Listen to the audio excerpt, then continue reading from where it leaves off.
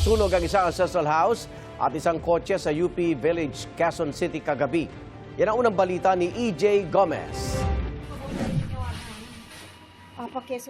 Nagliyab ang bahay na ito sa Mabuhay Street, Barangay UP Village sa Quezon City bago mag-alas 10 kagabi. Agad itinaas sa unang alarma ang sunog. May narinig ako mga pumuputok. Merong cluster ng wire doon sa kanto ng bahay. Tapos nakita ko nag-spark na. Nag-spark, ang lakas.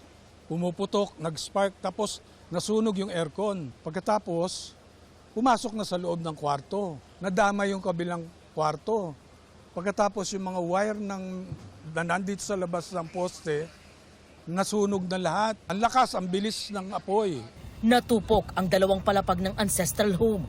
Mula sa katabing bahay, kinailangang umakyat ng mga bumbero sa bubong para apulahin ang apoy. Ang structure ng bahay is made of light material since lumang modelo na siya. Sa loob ng bahay, like for example, mga papel, mga libro, kaya mabilis po ang pagkalat ng apoy. Wala naman pong nadamay na mga ibang kabahayan bukod sa kanilang sasakyan, nagkaroon po ng sunog sa bandang likuran po ng kotse po. Wala naman nasawi o nasaktan sa sunog ayon sa BFP. Tumangging magbigay ng pahayag sa media ang may-ari ng bahay. 19 na fire trucks ng BFP at fire volunteers ang rumisponde sa sunog na tuluyang naapula 10:15 kagabi. Inaalam pa ang sanhi at pinsalang dulot nito.